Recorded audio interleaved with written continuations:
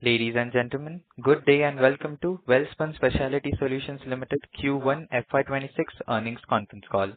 As a reminder, all participant lines will be in the listen-only mode, and there will be an opportunity for you to ask questions after the presentation concludes. Should you need assistance during this conference call, please signal an operator by pressing star then zero on your touchtone phone. Please note that this conference is being recorded. I now hand the conference over to Mr. Anirudh Nagpal from JM Financial Institutional Securities. Thank you, and over to you, sir. Thanks, operator, and welcome everyone to the call.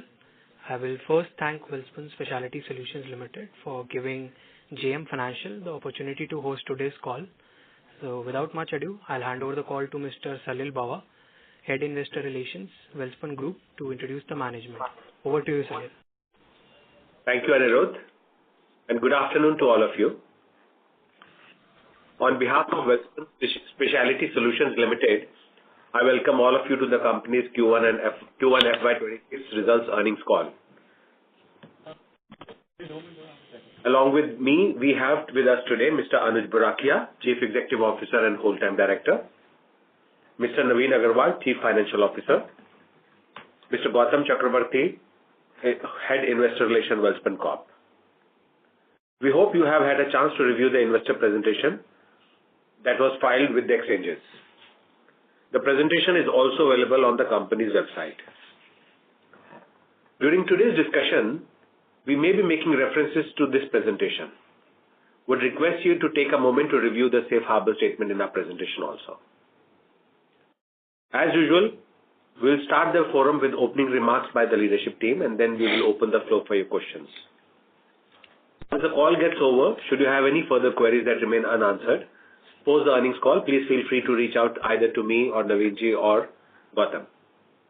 With that, I would now like to hand over the floor to Mr. Anuj Burakia. Anuj, over to you. Thank you, Salil. Good afternoon, everyone. Let me welcome you all to the Q1 Financial Year 26 earnings call of Welspun Specialty Solutions Limited. Let me first briefly talk about the global macroeconomic environment, our industry scenario, and company's performance before we get into an interactive session. On the back of a turbulent macroeconomic environment, geopolitical events, supply chain disruptions, and heightened economic fragmentation, the global economy grew at 3.3% in calendar year 2024. Emerging market and developing economies delivered a better performance by growing at about 4.3%.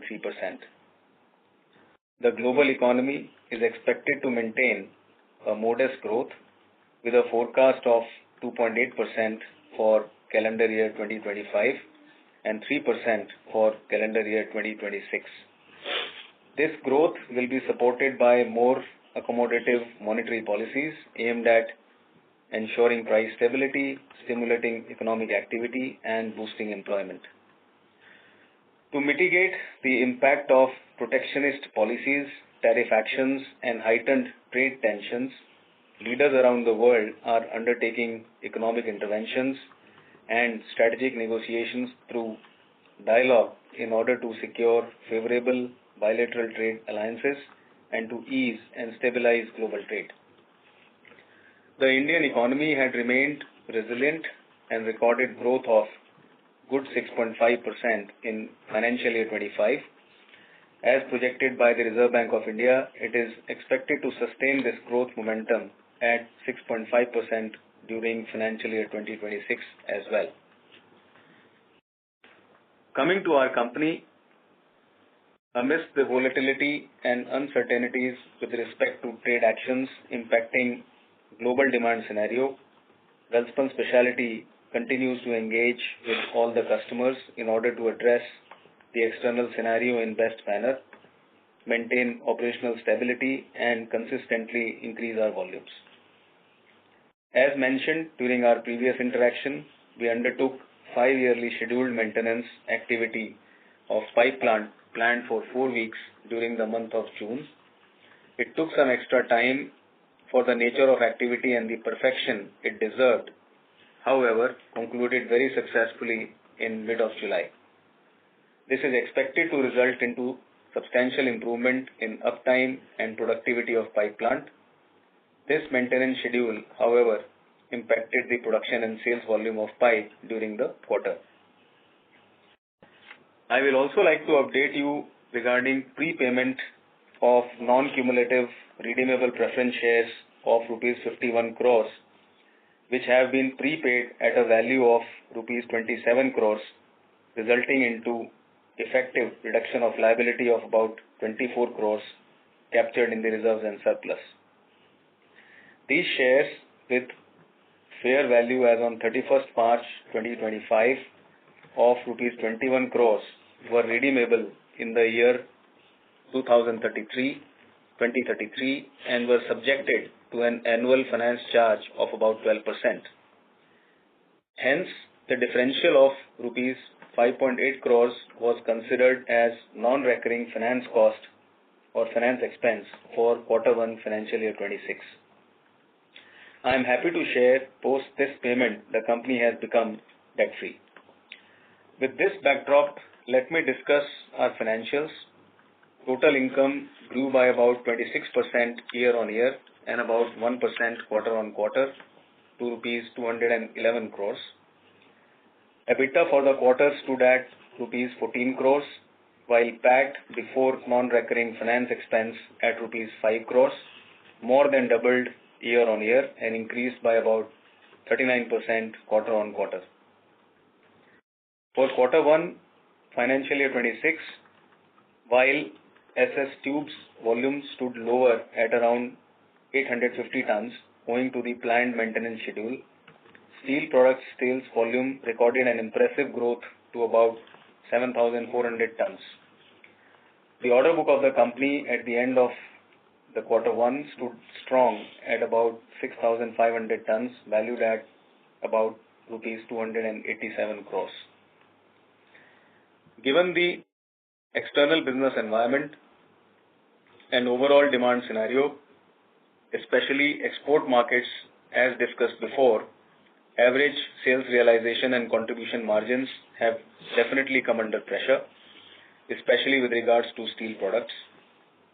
Despite the situation, we have actively pursued our strategy of increasing our capacity utilization and prepare ourselves for future. The team brought sharper focus on domestic market and added new customers while engaging with existing domestic as well as export customer base to maximize our order intake. A total of 9 new customers got added during the quarter. Our focus remained undiluted on new product development and new accreditations in order to enhance our product range and market offerings. On this front, I am pleased to share some key updates.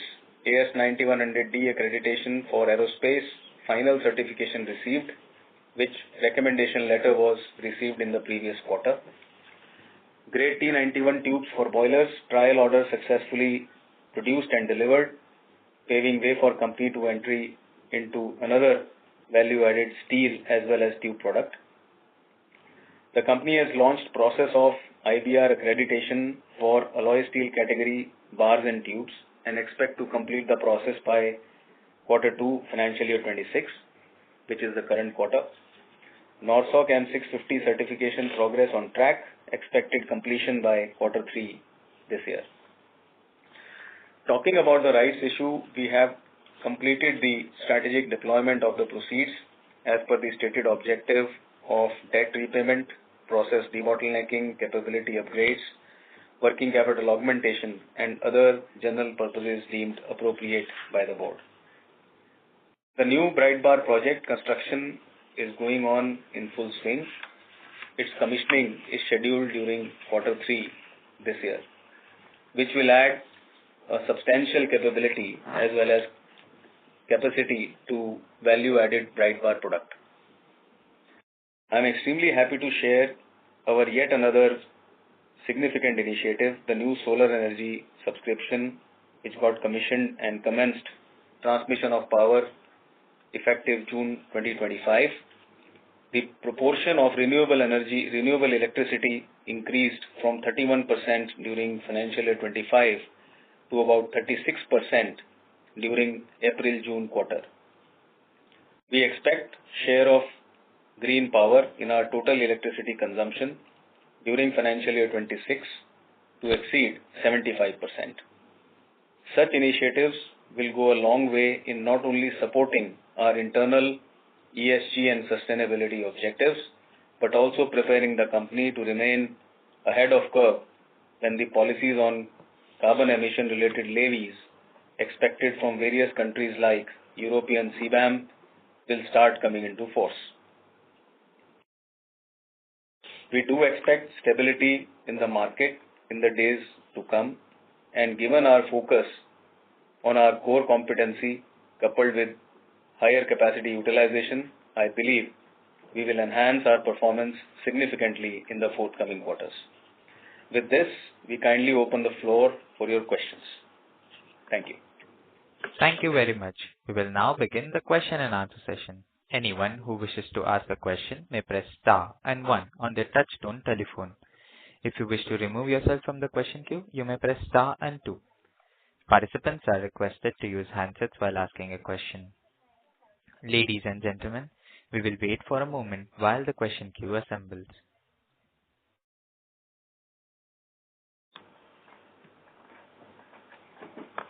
The first question is from the line of Radha from B&K Securities. Please go ahead. Hello, sir. Thank you for the opportunity and congratulations on AS 9100D accreditation. So my first question was that we have an outstanding order book of 286 crores, and as per rough back calculation, out of this total order book, I believe 200 crores is for pipes and balance is for bars in terms of value, and in terms of volumes, it is coming to 3,000 metric tons of pipes and 3,500 metric tons of bars. Is this understanding correct? If not, then please correct me, sir. Good afternoon, Radha. You did some maths, but maths has got a little difference. I think the right way to say would be that we've got about 6 months of order book for pipe, and the balance is on bars. Bars normally, as I've been telling before also, that the market norm is to have at least 2 months minimum, and in a good time it's 3 months, which in our case is about 1.5, I would say, 1 to 1.5, and which is owing to the scenario at present. Now, the other reason could be that we really pressed the pedal during quarter 1, and as I said, I mean the volumes went up by more than 40% compared to the previous quarter. So, which means our intensity of order intake also got offset by the intensity of deliverance. So I can say the team is all poised and is working on building the order book as a first milestone to minimum 2 months and up to 3 months. So, sir, if we take 6 months for pipes, then it is coming to 2,500 metric ton of volume in terms of volumetric tons for pipes. Is this correct, sir? That's not correct, because here, our estimation on deliveries year on would be much, much better. So I think, the historical volumes, which I said in our last, discussion also, that we are clearly looking at a 25 to 30%, increase over our deliverance of past. Okay, sir. Secondly, sir, order intake, like you mentioned, in this, usually it used to be 200 crores average per quarter, but in this quarter it has come down to 150 crores. So, please give us some specific reasons as to what has led to this, and how much is unexecuted bail orders. Sorry, I probably missed your first statement. 150 crores you said about what? Quarterly order intake, sir. Total order intake. So you are Yes, calculating based on opening order book, sales, and the closing order book, correct? Hello? Can you hear us? Yes. Your voice is breaking. Can you? Hello. Sorry to interrupt, Ms. Radha, your voice is breaking. I would request you to rejoin the question queue. Okay. The next question is from the line of Rehan Syed from Trinetra Asset Managers. Please go ahead. Yeah. Good afternoon. Good afternoon to you, and thank you for giving me. Good afternoon, Rehanji. Yeah. And I have a couple of questions. And so first of all, on the P&L side, so the EBITDA margins stood at 6.6% in quarter one FY26 as compared to the last YoY quarter-on-quarter 10%. So to what extent was this drop attributable only to the pipe shutdown, or was this any raw material or energy cost pressure which we are facing in this quarter? Can you please elaborate on that? So broadly, Rehan, what I would like to say is two things. One is, as I also mentioned clearly in my opening remarks, that in steel specifically, there is pressure on price and there is pressure on margins. So obviously, due to that situation, while we could make better EBITDA margins in terms of absolute numbers, but as a percentage, you will see a drop, which is the market norm at this point in time.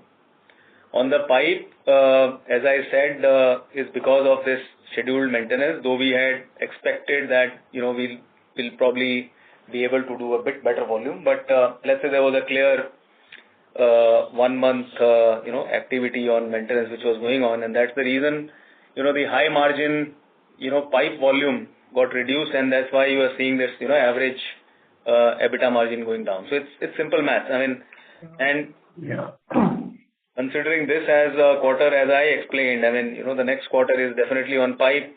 We are going to be, bouncing back, as we were doing in the past, and plus, I expect better volumes over that as well. Okay, sir. Thank you. And my next question is on the certification that you have got AS900, 100D for aerospace.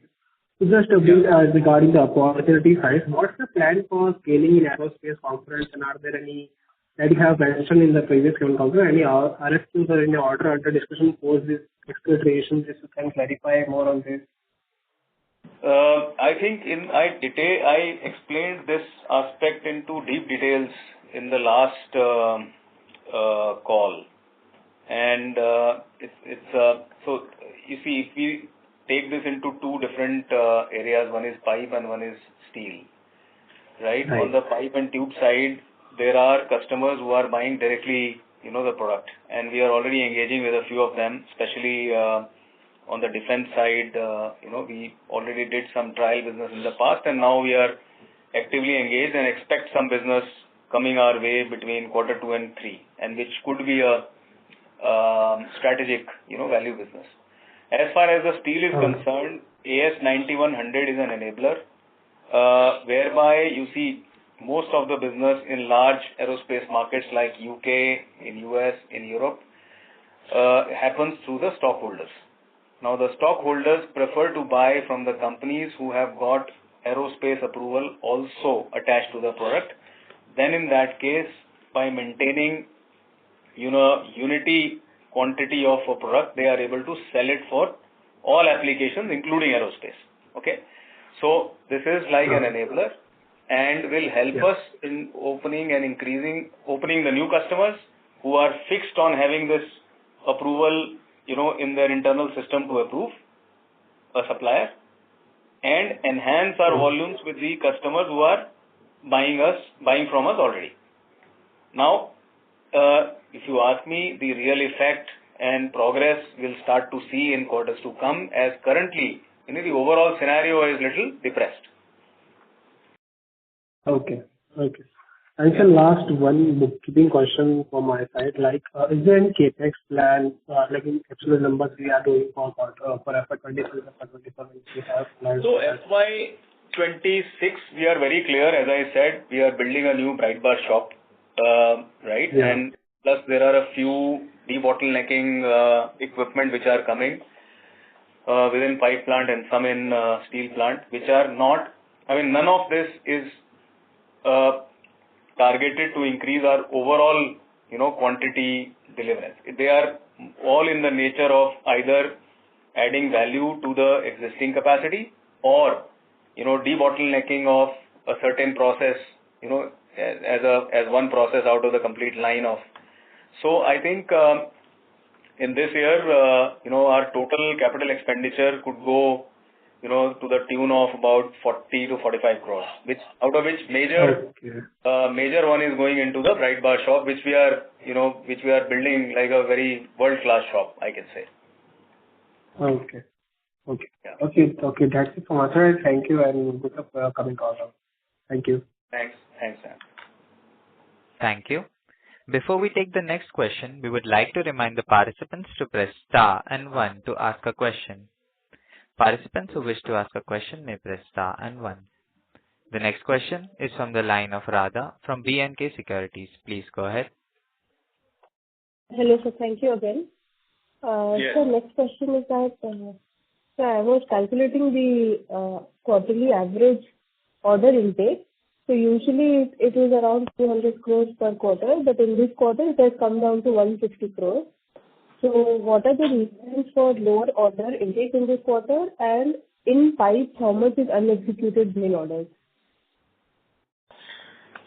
I would not have exact number in front of me, but I mean, you see, there is a significant portion of boiler tube order in our overall order book. Of course, it was a large one, and so therefore, at the same time, we have a lot of different orders, or let's say inquiries under discussion at this point in time. And, obviously, this, when we always thought once we have this, order book going to a range of 6 months, 7 months, then we will become more choosy and, little picky, into picking businesses which are, value businesses. And that is where, maybe you will see some less intake on the pipe side because, we are full and at the same time, we are now, little choosy into picking the business. On the steel, I would say, I think we have pretty well booked similar as last quarter or maybe a little more, but then the average price dip is probably offsetting, the increased volume. So, I think that is the difference that you are probably seeing at this point in time.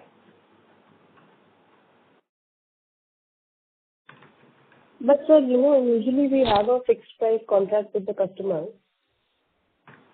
Yes. So, yes, so accordingly, if you see QoQ, the order book is down 9% in terms of volumes, but in terms of value, it is down 14%. So that only I was trying to figure out, sir, the reason No, for that is, see, that could be that first of all, we have two different line of products, which is pipe and, steel. Now, within steel, again, we have cast, rolled, bright, then there are grades. So there is we cannot say, if there are just couple of products, then, a simple calculation will work as to, the proportion of value should be almost equivalent to the proportion of quantity.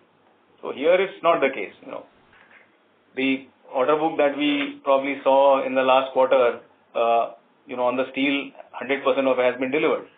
On the pipe, let's say about 20% of it has been delivered. And the new orders have come in. So the mix, the proportion, might change. Okay, sir. So, out of the total effective capacity in bars, how much of it is going to be dedicated towards this bright bar? And what are the reasons that is leading you to becoming positive in this product? And are there any new order wins in this product? See, our first purpose is to utilize the melt shop and the rolling capacity to the maximum possible extent. Right? And as we had earlier also guided that we did about 20,000 tons in last year of sales, which included black, bright, all kinds, without counting the captive consumption for pipe plant. and which we are clear that this year, we are going to definitely increase that utilization by about 30% or maybe even more. And I think we are on the path. In quarter one itself, we are seeing that 30% plus increase already came in. So now, as far as bright bars is concerned, our current capacity of bright bar is less, right? Is about 22,000 tons, out of which we are pretty much, after consuming whatever we need for captive pipe plant, the rest is, I would say, primarily full, for sales outside. In fact, some of the bars we are even getting turned outside. I mean, just to cover our requirements. So with this new shop coming in, the capacity will increase like 3 times, plus the existing capacity. So making it like completely sufficient to cover the entire production that we have, and in which case, obviously, we'll see growth in our bright bar sales. Okay, sir. And so you mentioned in your PPT that you have added 9 new customers in this quarter. So what are the expected order wins from these customers in the next 1 year? And how much more customer additions are you planning for the remaining half of the year? Basically, I wanted to understand how fast can you fill the capacity of both bars and pipes. Well, I think, the guidance of, increase remains. Now, as far as customer addition is concerned, we may be, our team may be talking to 20 different customers or 25 different customers at a time. But when we say addition means where the orders have been booked, those have been matured. So, and I think, depends on the market, depends on so many factors. But yeah, I mean, our expectation from the team and, plus they are also very clear that they have to add more and more customers. Now, these will be a mix of B2B, B2C, steel, pipes, I mean, all kinds. So I think it will be probably difficult for me to say that, from these 9 customers, how much business will come. But, the whole idea is that how do we get this 30%, incremental volumes or more? And I think we have a plan, and, you can see that we are getting there. Yes, sir. Thanks. I'll come back in the queue. Thank you. Participants who wish to ask a question may press star and 1 at this time. The next question is from the line of Parth from Investec. Please go ahead. Yeah, hi, sir. Thank you for the opportunity. Hi, Mr. Parth. Sir, I have a few questions. Thank you. Sir, I have a few questions. So the first question is related to exports. So is there, like, do we share this exports number, like as a percentage of volumes for the pipes business? You see, first of all, Parth, if you ask me, that's not really a benchmark or relevant when, if I would analyze. Important is what kind of applications we are selling, what kind of grades we are selling. So, but since you have asked, I can tell you that I think in our case, export volumes, which 2 years back in pipe used to be about 40-45%, is now about 20%. And which is something that we chose. Our focus is more on value add, and, we are part of, India growth story. And you will see that most of our book on pipe is now comprised of, strategic businesses, which are of a greater value. And we are almost out of, the standard scheduled pipes, and which used to be the most subject matter of exports. Right. Fair. So, sir, basically the reason why I asked this question is because I wanted to understand the tariff angle. Like if we had since we don't have much of exposure, so then there's no point. However, even this 20% like to US and Europe are the Sorry to interrupt, but I think that would not be the 100% right statement to say that we are not impacted. I can tell you, the trade or the global trade today is not only restricted to tariff action taken by US and whether we are selling into US or not, right? So what is happening is, I mean, for you to understand is why this whole scenario of, price war and, let's say depressive pricing and margins, what's happening there? So let's understand in stainless steel world, European mills have been big suppliers to the US markets. And you can say that because of their approvals, because of their past experiences, and they are established like for decades, and some of them are even 100-year-old companies.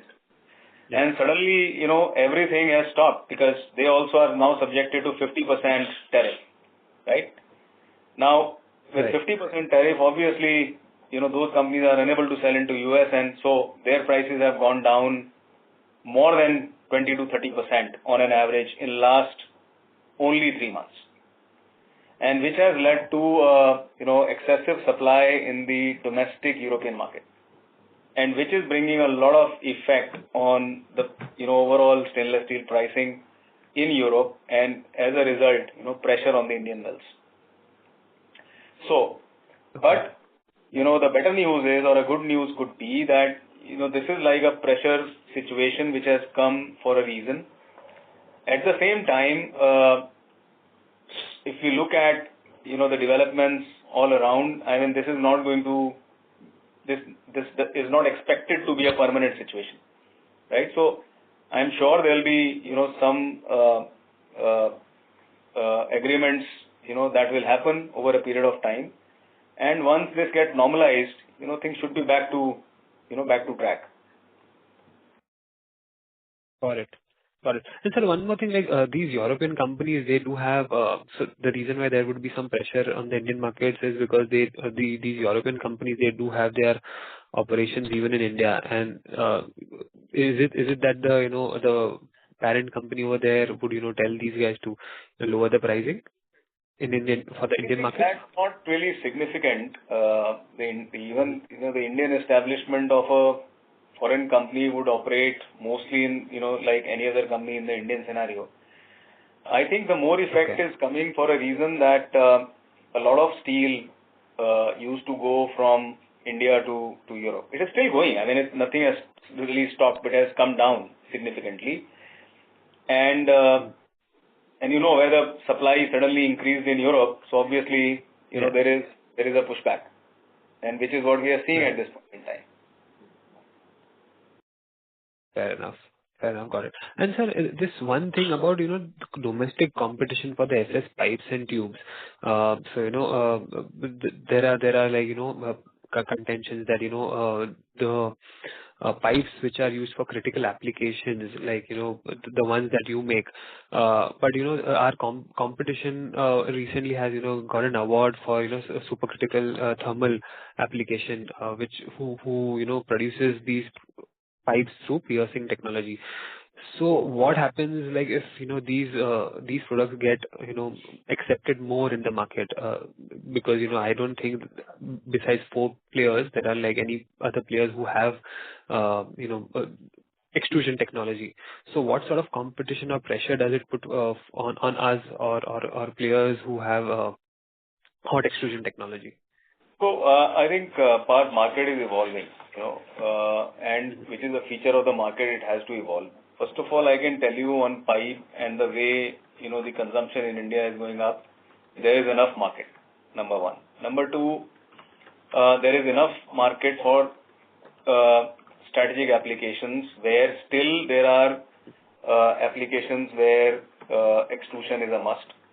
And more than that, I can tell you that in our strategy, obviously we are picking those kind of orders and businesses where extrusion is a must, or the grade or the product is such which cannot be produced by any other route. Okay. That is our first priority. But at the same time, you see our USP is also being integrated.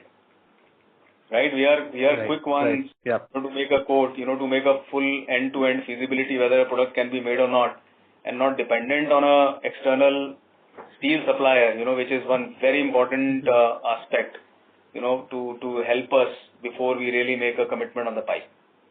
So I think there are more than just a factor of exclusion. Of course, it is a very important factor, but then there are so many other things, which gives us a little edge over our competition.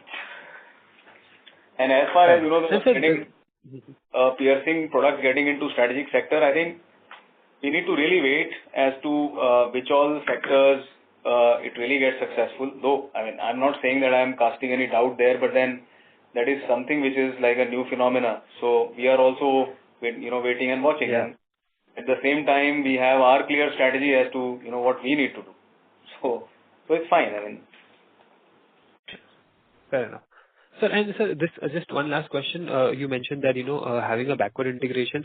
So how big a role does it play when you go to the customer, like, for him to decide, like, so in a different way, if I had to ask this question, basically how, in which sector does it play an important role to have a backward integrated pipes and tubes facility?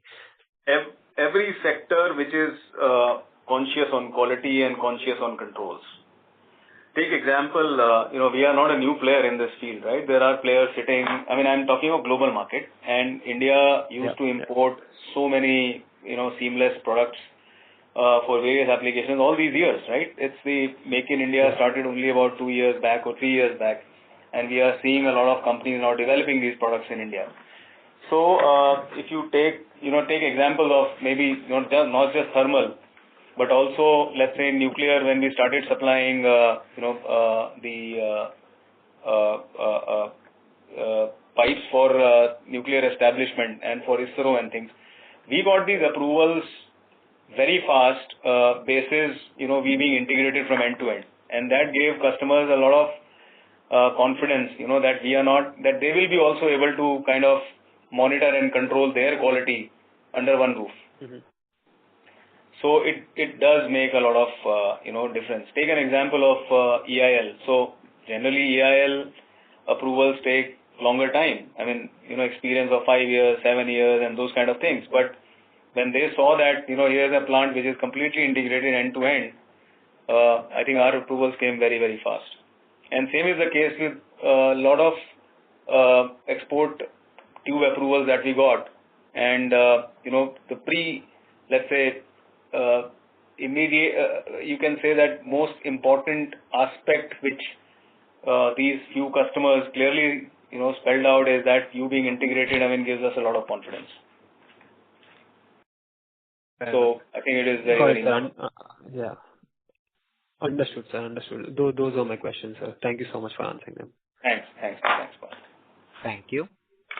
We would like to remind the participants to press star and 1 to ask a question. To ask a question, please press star and 1 now. The next question is from the line of Radha from B&K Securities. Please go ahead. Hi, sir. Thank you again. Sir, my question was that you have a brand advantage of Welspun in the global market, especially in booming regions like Middle East and USA for the oil and gas part. Please talk about how are you leveraging this brand to gain customer approvals, especially with giants like Saudi Aramco or other bigger players. So, first of all, having this brand and coming from the group already gave us a lot of leeway and the advantage, and that is why, being a newest company also, we are doing quite a lot of business and have a standing which perhaps would not have been otherwise possible. The second is, it is not for the reason that, one company has a brand, can get the approvals or a leeway into certain businesses, right? So the merits of operational efficiency, capability plays a role. Now, at the same time, our own strategy plays a role. So, you can say that in case of Middle East, first of all, as per us, there are, for most of the projects, there are number of suppliers already available. Having said that, I mean, I absolutely do not mean that market is not important for us, and our actions on that market are already on. And we will soon see, those approvals in place. But our priority until recently was not so much to get into Middle East. That market is only about pipes and tubes, not really steel. And on pipes and tubes, our focus was, and which we fairly succeeded, was to get into the areas wherein we can get some kind of, distinct advantage. And I think, you would understand and the market understands that we have been fairly successful in doing that.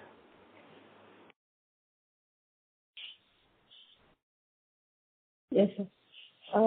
Sir, in the last quarter, you had successfully booked your first order for the T91 and T91 grade. So I believe these grades are used in nuclear power plants.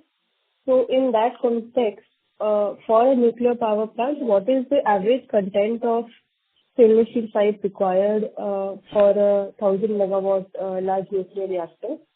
And in nuclear reactors, I believe stainless steel are used for heat exchanger tubes, coolant piping, steam generator tubes, etc. So do we have all the product approvals of all these kinds of pipes, and what is our plan regarding this?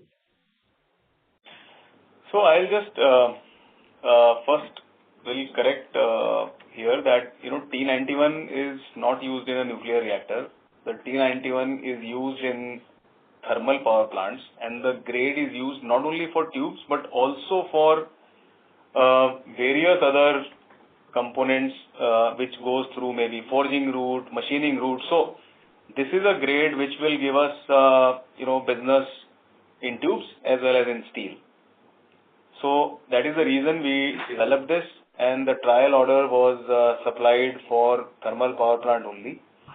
And that is the reason we have also gone ahead with obtaining the accreditation from IBR, so that we are able to certify, the boiler safety regulation when we are selling these products. So this is about T91. We see a lot of opportunity in T91 because there are not many manufacturers in India. In fact, probably only a couple of them. And that's why this product had been an item of import, again for many, many years. And we are seeing this consumption of, P91, 92 and similar category products increasing in times to come. And that is the reason we have very selectively picked up and gone for, developing it. On the nuclear... So what is the opportunity? The opportunity, again, as I said, if India were to build 80 gigawatt as projected over next few years, then there is huge opportunity. And, we are seeing that happening. So, these are bulk use, kind of grades, and I think we will see good businesses coming in these grades. Now, on the nuclear, as you were asking, you see, nuclear has got, I would say, numerous applications because it's a huge plant with various components and various kinds of tubes and grades and sizes and applications. So I cannot really say that whether we stand approved for every single application. Of course, there would be some that we are not approved. But then for a large ambit, for a large scope of tubing that goes into nuclear, we have been supplying off and on, and therefore we can very confidently say that we will not see an obstacle from the approval side of it. Important is that currently in nuclear, most of the businesses which were coming up until now were to do with maintenance or repairs or some bit of construction of new components. But what we expect here on is major investments coming into nuclear setups, and therefore next maybe 3 to 5 years we will see this business growing. The inquiries have already started. We are engaging with various fabricators and the other ancillaries who are supplying for nuclear projects, and we see this proportion of nuclear will increase in our business in next couple of years. Sir, any number on what kind of stainless steel pipe requirement would be there in per megawatt nuclear power plant? Well, I would really not know that because there are different technologies and it's not the same design. So very difficult to say on that one. But yeah, I mean they are whatever it is. I mean they are very very high value. So we don't expect them to be like thousands of tons. There are probably a few hundred tons that goes into one reactor complete set, but it has a huge value.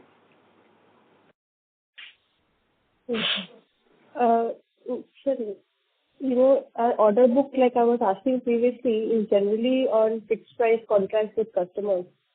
And raw material also, what you said on previous calls, it is booked on a back-to-back basis.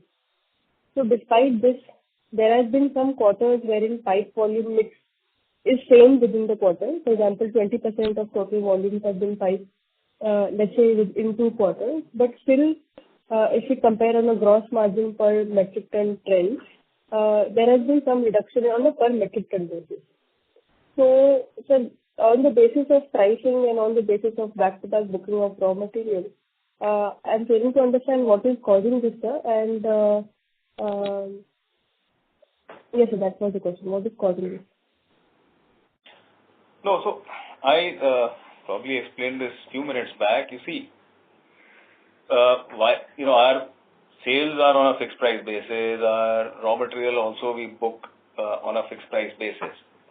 But what I sold, 3 months back or 4 months back, let's say the same product, was selling at 100 rupees. And today when I'm selling it, it's selling at, let's say, 97 rupees. Okay. That day when I sold at 100, I could buy raw material at 92. And today when I'm buying raw material, it is available at 91.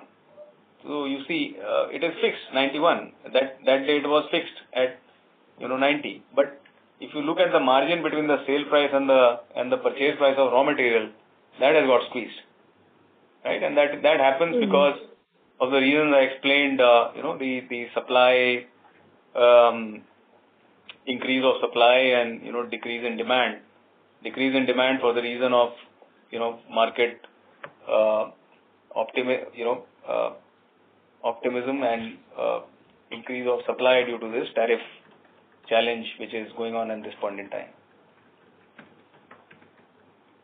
Understood, sir. Thank you so much for answering my question. All the best to you. Yeah, thank you. Thank you. The next question is from the line of Hina from DAM Capital. Please go ahead. Yeah, hi. Thank you for the opportunity. So I'm fairly new to the company, but I have been looking at the steel pipe space. So I just wanted to understand on the export front, what we see from peers is there's really good demand for them. Now, is it a different market that they are catering to where we are not present? I'm just trying to understand why we would think that the demand in Europe, for example, has gone down significantly. Hina, if I understood your question correctly, one part is whether the demand in Europe has gone down or not. And second is, are there any segments where competition is selling and we are not selling? Is that the question? Yes, or any geographies per se where, the competition will be present and we are not. Okay, so if we talk of geography, first of all, let us understand India as a manufacturer of seamless pipe is a new source, right? And we are evolving, we are emerging. Before us, the biggest suppliers or producers had been Chinese, and which still today also they are, right? And then historically we see seamless pipes, coming out from Korea, coming out from Japan, and a lot of companies in Europe. So this was the setup. Now, the Indian companies started to sell into Europe most of their, capacity of a proportion of export that goes out of India for a very simple reason that the European companies, which have been the stalwart companies, they were selling all across the globe because of their R&D history, application-based solutions, and they are into different league. Okay. Correct. So which means that for standard scheduled pipes, which is within the seamless space considered as the base product, the Indian companies could find a lot of space to get in. And they were able to control their sales prices in such a manner that, they didn't leave a leverage for the European companies with the European cost to be able to compete there. And plus, at the same time, the advantage also got passed on to the Indian companies because Europe had anti-dumping on Chinese seamless pipes and tubes. Yes, correct. Right? So that is how that became a very conducive market, for the Indian companies. And considering it as a very attractive kind of a business, you will see flurry of manufacturers opening shops in India. That is what has happened. That's what has happened, correct. And if you look at other locations, where can we go, or the Indian companies can go? US is dominated by, I think, probably 50-60% supplies are going from China. China tier 1, tier 2 manufacturers, not the cheap ones. Correct.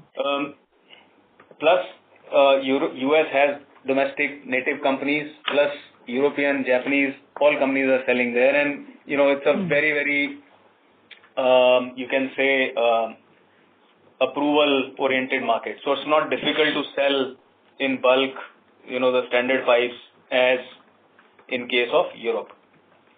Other than these two locations, we don't see, much of an opportunity, except again for Middle East. Now, Middle East is, everybody is present in Middle East, if you ask me, right? From Korea to Japan to China, because there are absolutely no restrictions, other than Saudi has recently brought Make in Saudi, and, they are promoting manufacturing in Saudi. Correct.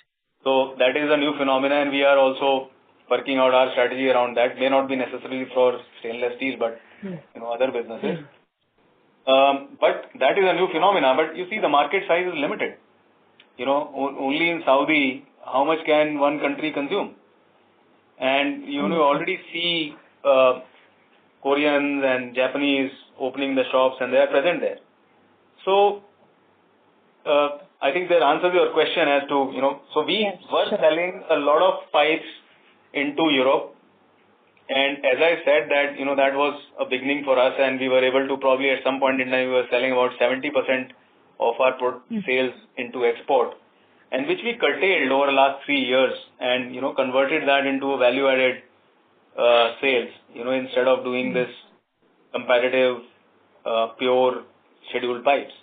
So whatever little bit now we are selling into Europe, when I say little bit, like 20-25%, none of it is scheduled pipes. Now we are only doing tubing, we are only doing value add where, we are getting premiums. So that's how we have changed our strategy. Understood. No, I take your point on the, the business environment per se, but it's just, surprising because our peers, for them, export share has gone from 15 to 20% to now 50%. And for us, it has been the opposite per se. Yeah, so that is the reason. To answer your question simply that two completely different, products. Maybe they are all categorized as seamless pipes and tubes, but what's going out is something that we have stopped producing because it's very cheap, very low value, and we don't see, it's worth producing in, in an extrusion plant. Got it, sir. So, if you could also give me some flavor on the domestic front per se. So, more on the oil and gas petchem side, because that is some demand that's been missing for a while. I understand power is doing well, renewable energy as well, but oil and gas, which used to be the bread and butter, right, for the steel pipes industry. Would you be able to give me some sense on that? So, you see, there are two kinds of pipes and tubes in oil and gas. One is the transportation lines, which is mostly saw pipe and, carbon steel, large diameter. Yeah, carbon steel. Yeah. Now, when we talk of stainless steel and the two seamless pipes, they go into the, the plant and machinery setup, right? And which could be different kind of reactors, in refineries and offshore platforms and maybe downhole equipment. So those kind of things. So I think quite a lot of that business is repetitive in nature, which means that if the refinery is operating, it will need the pipes to be replaced after some point in time. Correct. So, the replacement or the maintenance, depending on the market scenario, can be delayed a bit, but it still will have to be done.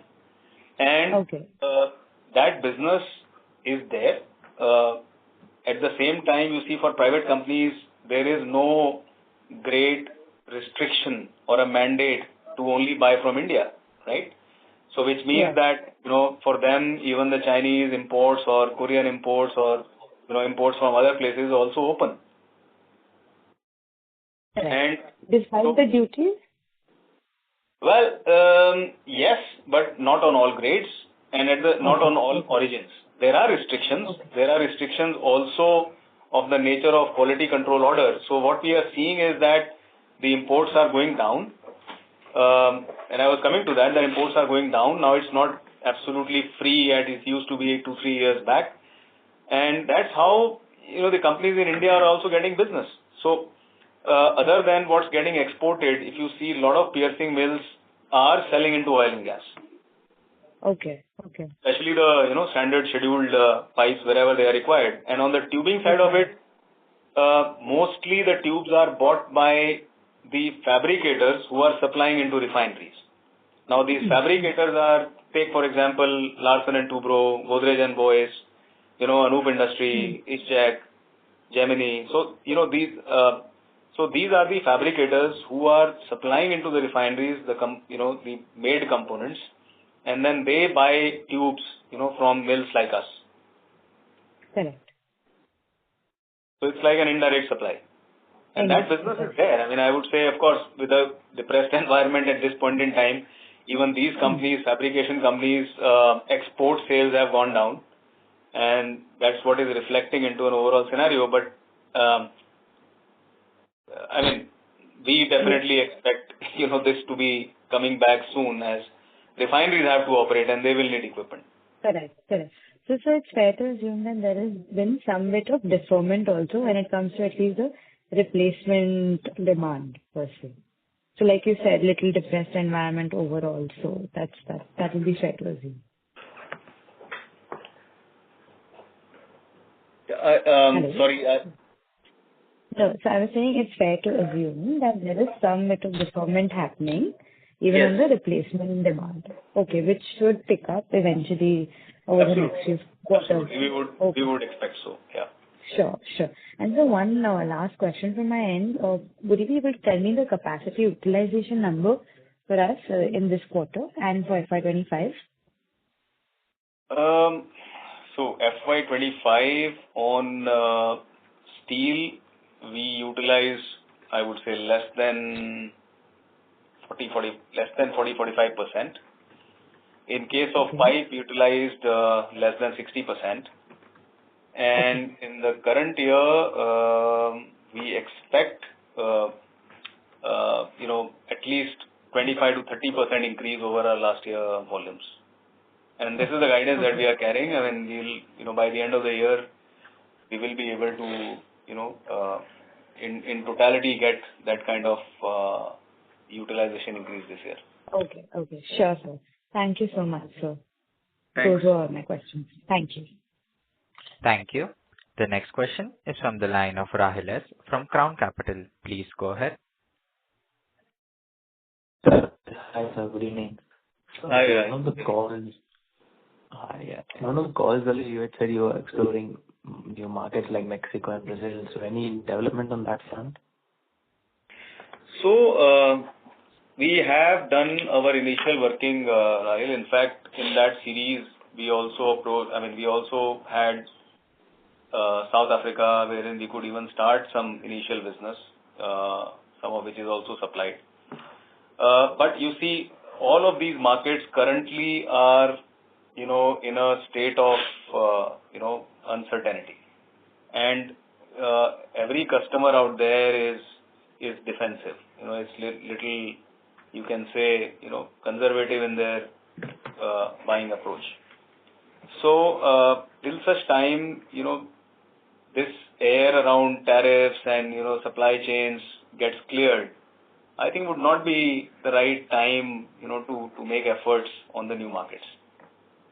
So I think we have our plan in place. We are keeping them warm, and soon we see, uptick in the market and, some stability is sinking in, then we will again activate all of these markets. These are important. These are there in our strategy, and you see, we have to get to the 90% utilization. We have a lot of headroom. So I think we are not going to leave any of these markets, untouched. Okay. And lastly, your guiding is still like aiming for that 30% volume growth this year. Are you not? Yes, of course.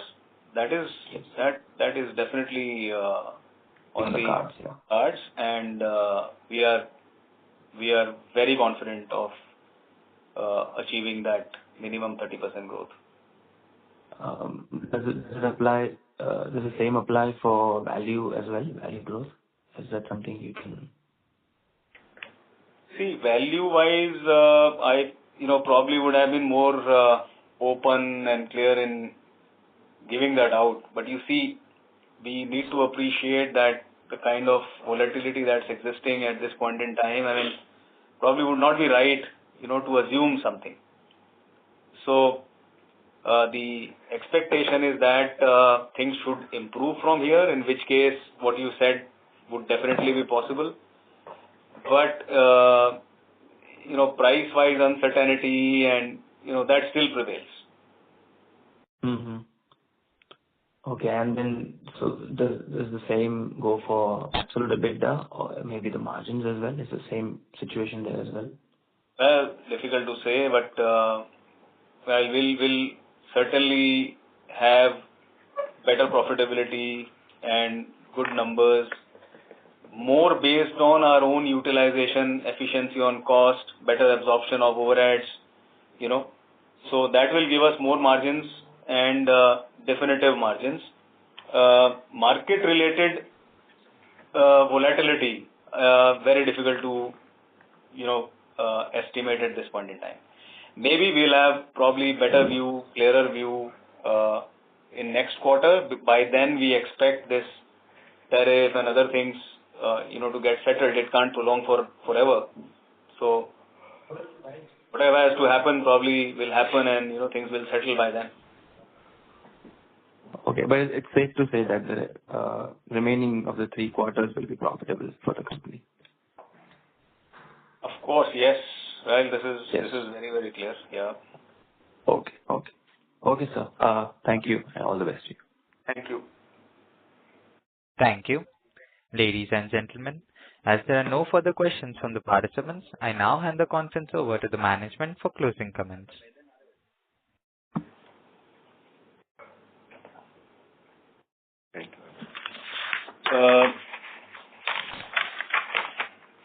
Thanks.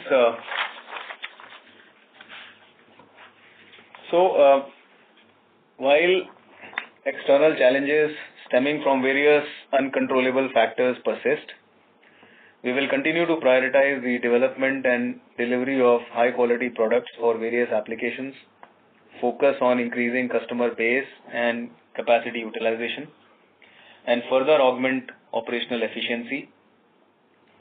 We are confident that these efforts and actions will drive desired results in form of better profitability and growth in the future. I hope to have addressed your questions satisfactorily. Should you have any pertinent queries, I welcome you to reach out to our investor relation team. So with this, I thank you once again for joining us today, and I look forward to reconnecting with you very soon. Thank you. On behalf of Welspun Specialty Solutions Limited, that concludes this conference. Thank you for joining us, and you may now disconnect your lines.